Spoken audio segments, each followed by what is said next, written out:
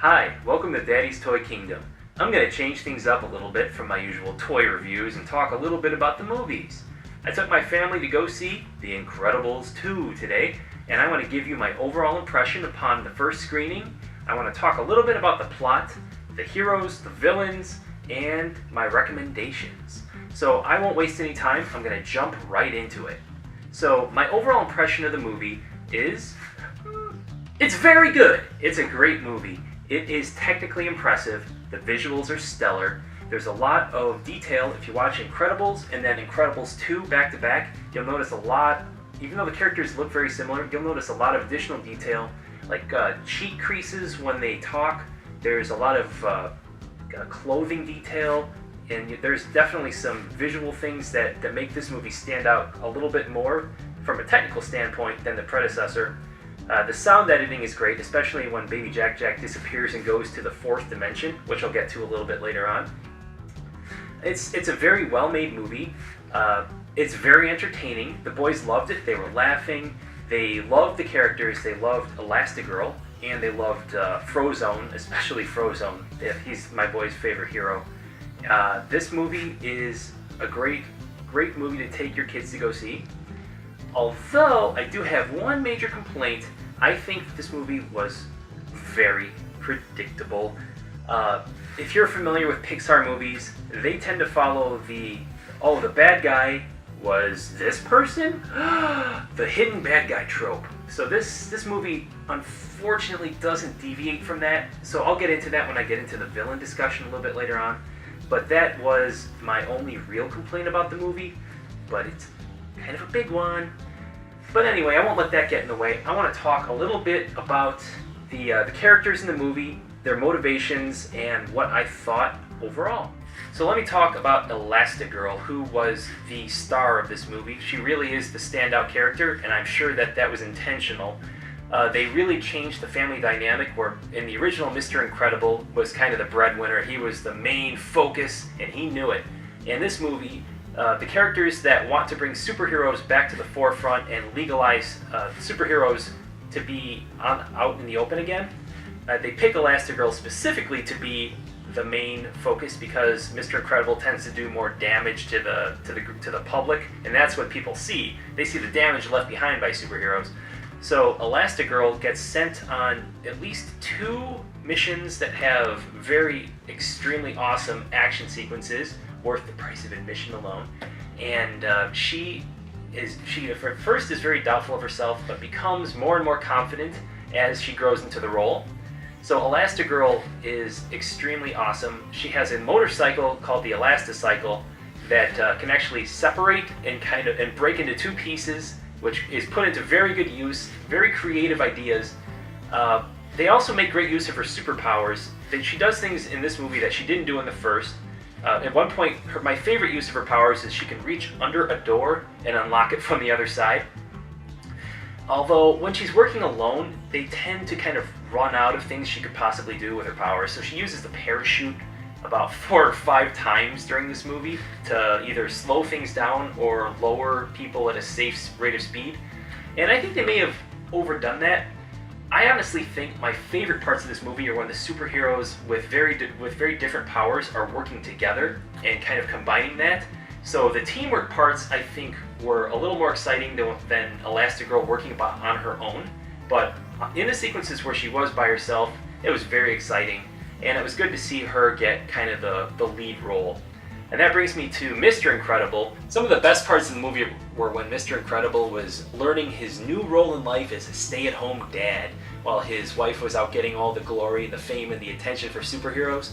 He had to deal with a baby, he had to deal with his son and his math homework, and he had to deal with a teenage girl and boy problems. So a lot of the tension for Mr. Incredible comes from trying to deal with thinking about people other than himself first, and helping his son learn Common Core math. That was pretty funny because I don't know if that was a thing in the 60s, but it is today, so it's kind of funny seeing him try to relearn how math works and teach his son. And dealing with his daughter, Violet. I'll talk a little bit about Violet later. I think there is some more potential there. I don't think they really developed that especially well. They kind of have a touching moment where he apologizes to her for what he does and gets in the way. But I think that they could have established the relationship between Mr. Incredible and Violet a little bit better. Jack Jack. Now, Jack Jack the baby is probably the character that they advertise the most. Jack Jack has not just one power, but what seemingly infinite. He can become a fire baby, a demon baby, which they actually call him the demon baby in the movie. He can phase through walls. He can launch himself into the air. He can grow to extremely huge sizes. He can do all this stuff, and Mr. Incredible has to kind of learn to deal with it, mostly with cookies. At one point, Jack Jack has a fight with an animal outside, and Mr. Incredible's trying to deal with that. That's a great scene, but trying to put him to sleep is a big issue. I think it's great as a dad seeing him and the effects of handling a baby affects a superhero, because it kind of it affects all dads. But Mr. Incredible's role as a stay-at-home dad is part of the movie that really touches the dads that are taking their kids to the movie. I think that's pretty funny seeing that happen to a main superhero. The other kids, Dash and Violet, don't really have big roles until the end of the movie. I think that Dash especially is sort of he's the character in this movie that doesn't get enough attention.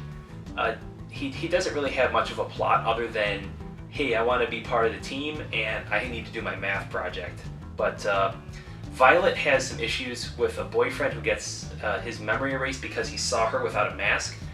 And her entire plot is kind of driven by, oh, I wish this boy had remembered me or paid attention to me. And I know it's part of teenage life, but when they're pushing pushing Elastigirl to be, oh wow, she can be the head of the team. She doesn't need anybody to define her. And then Violet's role is kind of defined by her relationship with a boy. It's kind of a mixed message. I think Violet definitely has some great moments where she comes out as a leader after they need to go save the day in the third act of the movie. But before that, I wasn't really a big fan of her story arc with her boyfriend. It was funny, but it really didn't bring out the best in her character. Jack Jack, as I mentioned, they advertised him a lot. He's a great character. He's hilarious. His scenes are wonderful, but they build him up with so many of these amazing powers. But when the third act starts and the climactic situation with I'll throw in a little spoiler here. It's a boat. There's a boat racing towards a collision course. You're kind of expecting, oh wow, Jack Jack's gonna pull out some amazing power when all the other heroes are struggling and save the day. But Jack Jack really kind of fades into the background, and then it's really just, Frozone and Elastigirl and Mr. Incredible. They save the day again. So Jack Jack has more potential. I think that if they had an Incredibles 3, make use of that character. I think Jack Jack has a lot of potential to just pull a crazy, hilarious solution to a terrible problem, and they really shouldn't forget about that. Jack Jack is a great character, and he'd probably be a lot of fun to play as in a video game. Supporting characters, I think that Frozone they made the most of Frozone. He's got awesome powers. He definitely played a big role in the finale. He played a big role in the beginning against the Underminer. I think Frozone, they did the best they could with him without making him the focus of the movie. I honestly think his powers are better than the Incredibles' powers. He has certainly unlimited potential with his ice and seemingly a huge array of abilities he can do, from ice to snow and icicles, whatever. But Frozone, they did a pretty good job. In the movie, they also introduce a bunch of other superheroes that eventually become intertwined with the third act when the villain is kind of trying to take over this boat. And I think some of those characters have really cool, very creative and imaginative powers. They focus on them just enough where you can understand, okay, who they are and what they do. My only real complaint is that they're so cool, I was looking to find toys of them after the movie, and they don't exist yet. Especially there's one character named Brick, who is a giant from Wisconsin, and she's really funny. and I wanted to find, oh, I love Brick. She kind of reminds me of Juggernaut from the Marvel Universe, but Brick only has a tiny little Lego figure that doesn't look anything like her. So Pixar, Disney, get on making some of those superheroes into some toys. I can't wait to see those.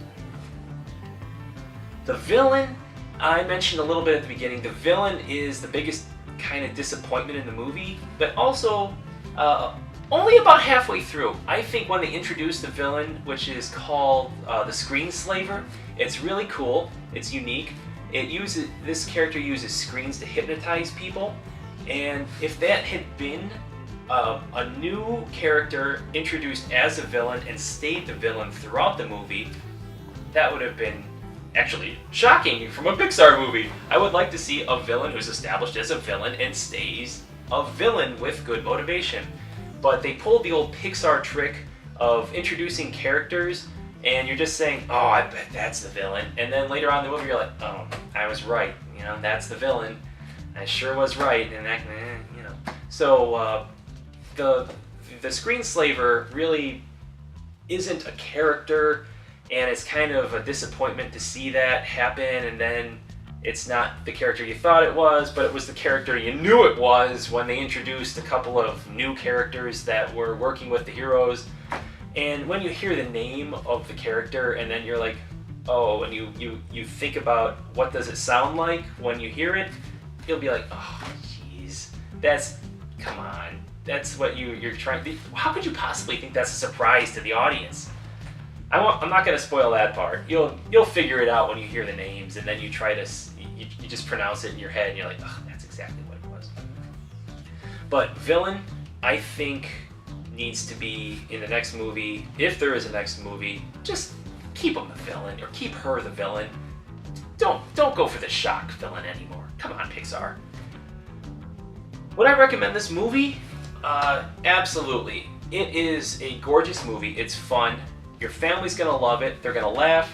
It's probably one of the best movies I've seen this year.